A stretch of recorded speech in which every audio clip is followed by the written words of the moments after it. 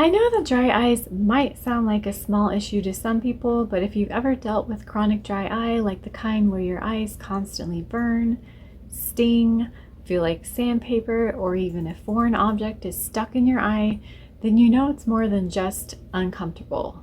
It can deeply affect your quality of life, and for some, even trigger episodes of depression and emotional isolation.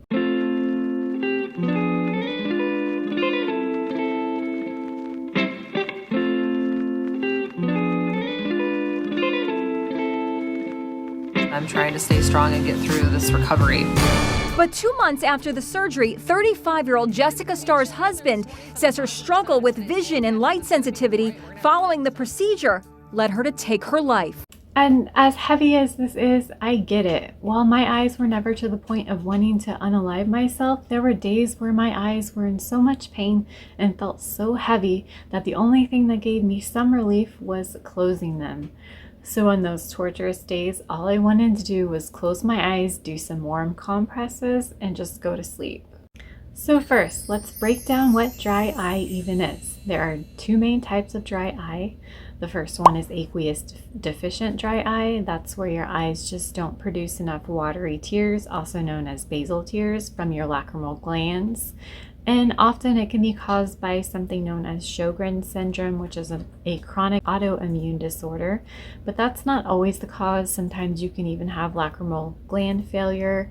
And then the second type of dry eye is evaporative dry eye. This is where you may be producing enough tears, but they evaporate too quickly. Evaporative dry eye is actually much more common than aqueous deficient dry eye, and it accounts for over 80% of all dry eye cases, according to review of optometry.com. You can actually have both types of dry eye, but it's not as common. Now back to evaporative dry eye. The most common cause of evaporative dry eye is Meibomian Gland Dysfunction, also known as MGD. That's when the oily layer of your tears is lacking. And this generally happens because the tiny oil glands in your upper and lower eyelids, called Meibomian glands, become clogged, generally due to inflammation. When the glands are clogged, the oil is solidified, making it much more difficult to secrete from the glands. So when you're lacking that protective oily layer in your eyes, also known as meibom, I think that's how you say it, this can cause your tears to evaporate too quickly, resulting in dry eyes. While MGD is the most common cause of evaporative dry eye, you'll need to dig even deeper to get to the root cause of Meibomian gland dysfunction. Now, to get diagnosed with dry eye, there are 3 common tests a dry eye specialist can do. There is also a special test they can do if they suspect that you have MGD,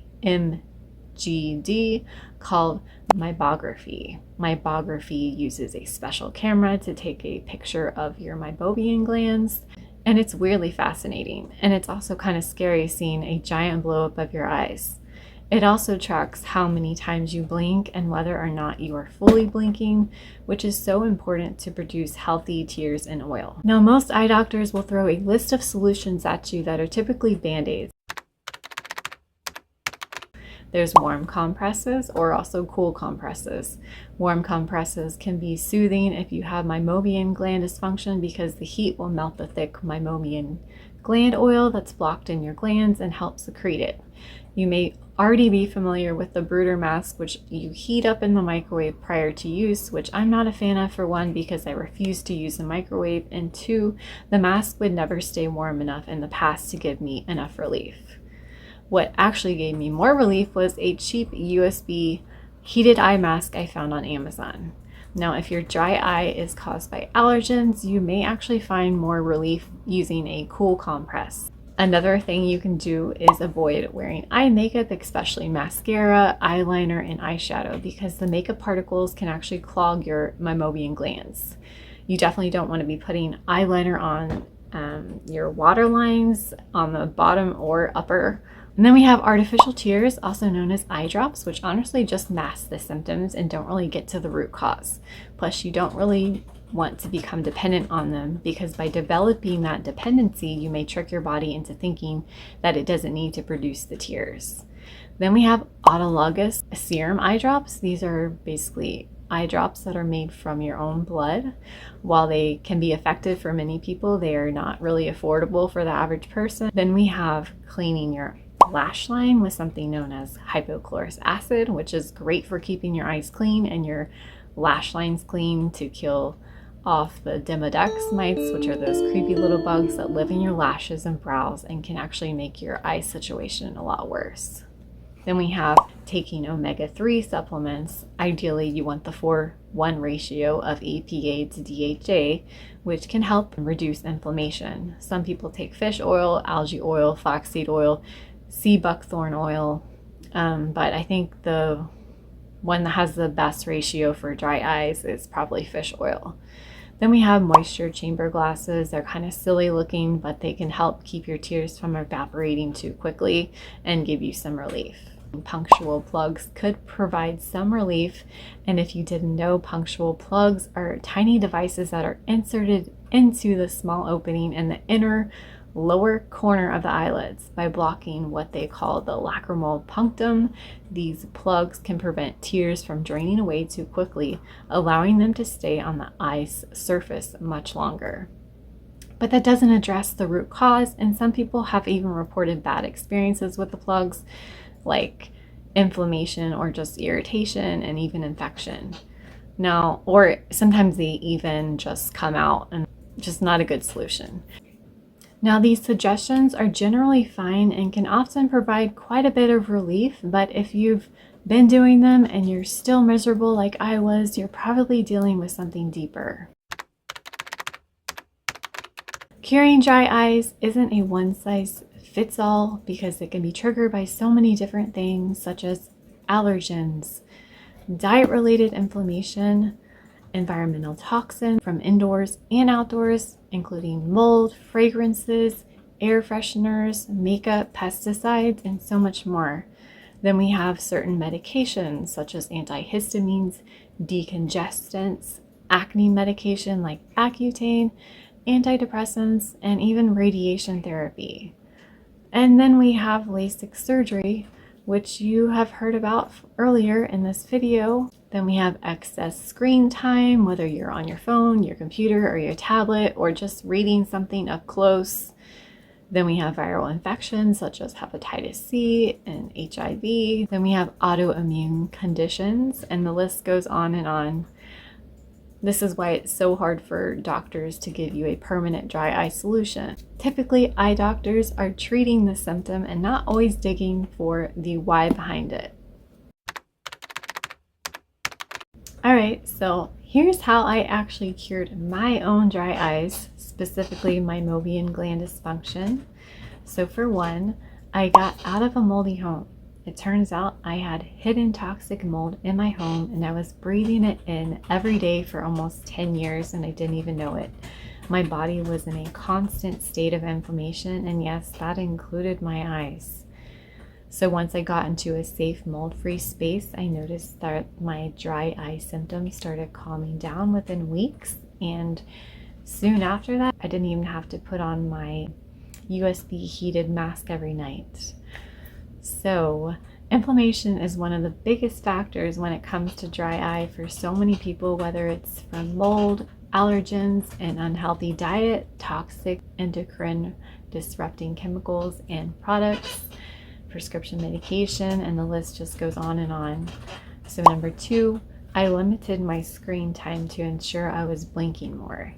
Now you may be wondering why this is. Well, when we concentrate on activities like reading, driving, or looking at a screen, we tend to blink less often. And when we blink less often, we produce less aqueous tears from our lacrimal glands and secrete less oil from our Meibomian glands. So humans on average blink about 20 times per minute. So when you're looking at a screen all day long, you may only blink like 7 times per minute, which is pretty bad. I always noticed my dry eyes were worse when I was on my computer all day working, so if you can limit your screen time every day, that can help so much. So number 3, I trained myself to blink properly. Yep, I had to relearn how to blink. Most of us don't fully blink, especially when we're staring at screens all day long. And if you don't fully blink, your Meibomian glands can't release the oils needed for your eyes to be properly lubricated.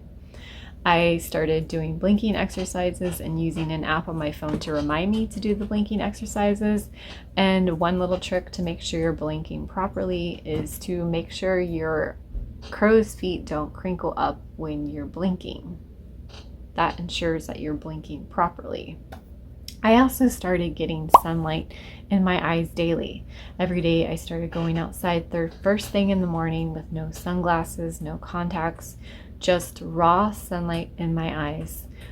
And number 5, I started using a phototherapy patch that uses your body's own invisible infrared light to heal.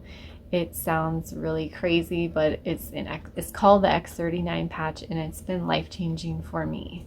The X39 patch can regenerate your body's own stem cells and reduce inflammation dramatically. I honestly think that if someone's struggling with dry eye and they can't figure out the root cause, or if you've had LASIK surgery, this could seriously help you.